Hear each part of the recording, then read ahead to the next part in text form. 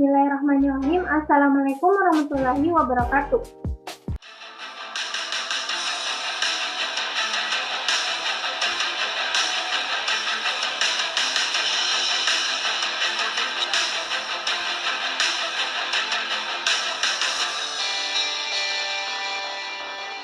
Perkenalkan, nama saya Gita Bernisaba dengan NIM 45220071 dari kelas 2C D4 Administrasi Bisnis.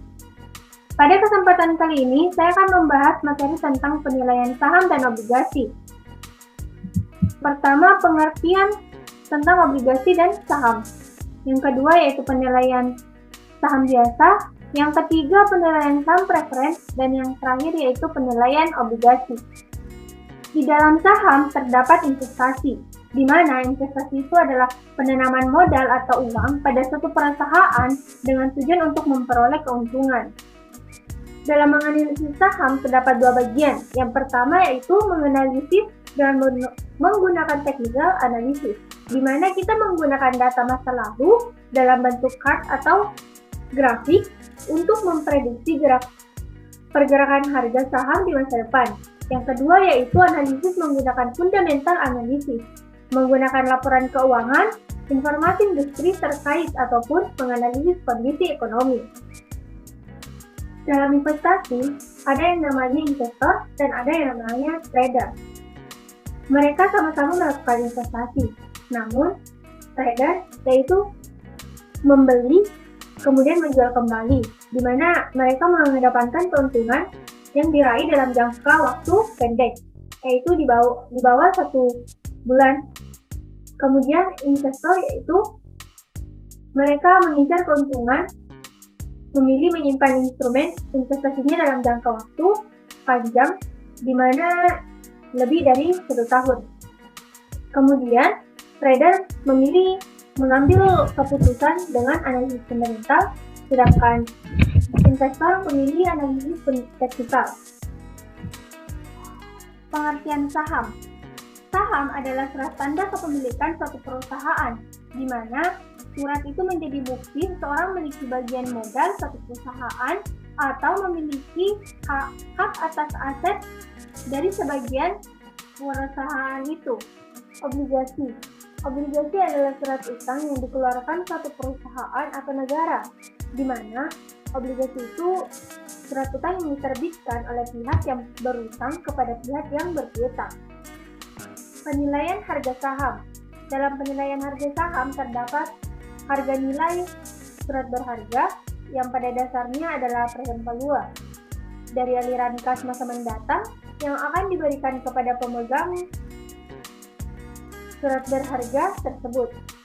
Dalam penilaian harga saham terdapat dua bagian. Yang pertama yaitu saham yang dipegang satu periode dengan rumus PL0 atau PF sama dengan D1 per 1 ditambah KS pangkat 1 ditambah P1 per 1 ditambah KS pangkat 1, di mana P0 atau PF adalah harga saham, D1 adalah tingkat saham biasa yang diharapkan oleh investor, dan KS adalah tingkat pengambilan minimum, dan N adalah umur saham pada tahun ke-N. Yang kedua yaitu saham yang dipegang selamanya. Harga saham adalah nilai sekarang dari aliran kas atau dividen yang akan diterima investor. Terdapat 3 model. Yang pertama model dividen konstan, di mana harga sama dengan P0, yaitu D1 per 1 ditambah KS pangkat 1 ditambah D2 per 1 ditambah KS pangkat 2 ditambah D tata hingga per 1 ditambah KS pangkat tata hingga, atau dapat disederhanakan menjadi P0 sama dengan D per KS. Model dividen yang kedua yaitu model dividen tumbuh dengan tingkat pertumbuhan yang konstan. Biasanya perusahaan membayarkan dividen yang tumbuh. Semakin berkembangnya suatu perusahaan, semakin meningkatnya dividen yang akan dibayar.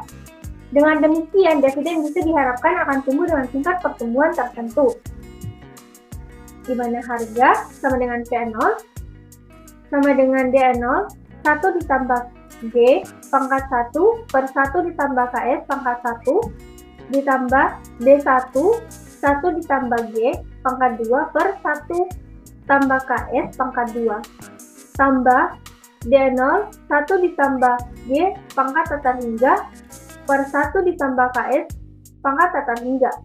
Atau dapat disederhanakan dengan P0 sama dengan D1 per KS dikurang G, di mana KS itu lebih besar daripada G. D1 itu adalah dividen pada tahun ke-1. Yang ketiga, model dividen dengan tingkat pertumbuhan yang berbeda atau tidak konstan, yaitu saham diasumsikan tumbuh cepat pada tahun-tahun awal, kemudian tumbuh melambat dengan konstan selamanya.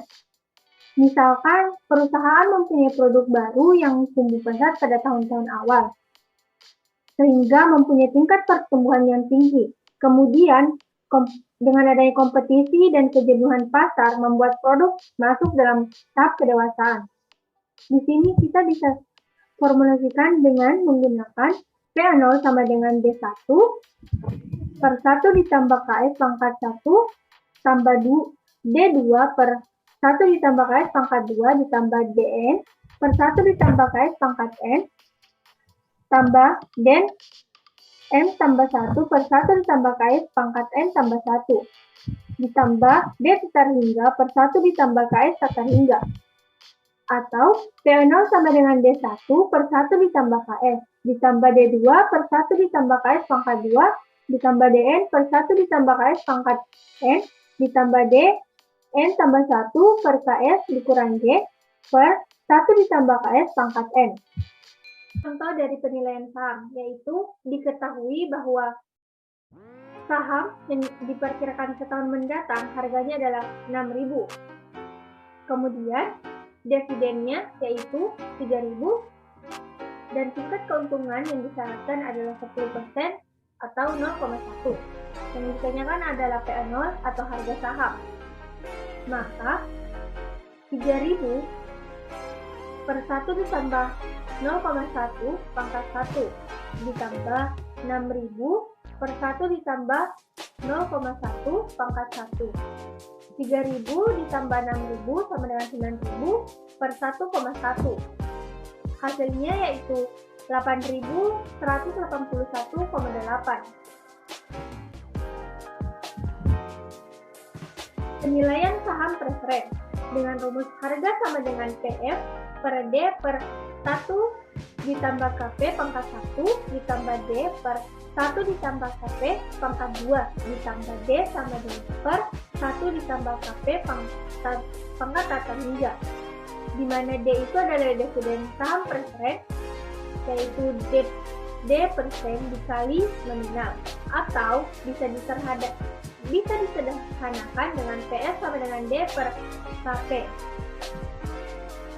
Dalam obligasi, terdapat nilai nominal, yaitu per value. Adalah harga yang tercantum pada surat obligasi. Nilai tersebut mencerminkan harga yang akan dibayarkan oleh penerbit obligasi pada saat jatuh tempo. Penilaian obligasi yang pertama, yaitu obligasi dengan tingkat bunga setiap semester, di mana harga sama dengan bunga per 1 ditambah KD pangkat 1 ditambah bunga per 1 ditambah KD pangkat 2 ditambah bunga per 1 ditambah KD pangkat N ditambah nominal per 1 ditambah KD pangkat N. Kemudian, obligasi berdasarkan aliran kas dapat dilihat pada rumus tabel kedua, yaitu nilai satu obligasi bisa dihitung sebagai present value dari aliran kas yang akan diterima di masa mendatang oleh pemegang obligasi. Biasanya, perusahaan pada saat menerbitkan obligasi akan menetapkan nilai nominalnya sedemikian rupa sehingga harga pasar akan semakin sama dengan nilai nominalnya. Kedua, yaitu obligasi tanpa bunga kupon, di mana harga sama dengan nominal per 1 ditambah R pangkat N. R itu adalah tingkat bunga yang disyaratkan, kemudian N adalah periode. Contohnya seperti diketahui bahwa obligasi dengan nominal 1.600.000 dengan bunga yang disyaratkan 10% dalam jangka waktu 6 tahun, maka berapa harga obligasi itu? Dapat diketahui bahwa obligasi dengan nominalnya 1.600.000 per 1 ditambah 0,1 pangkat 6.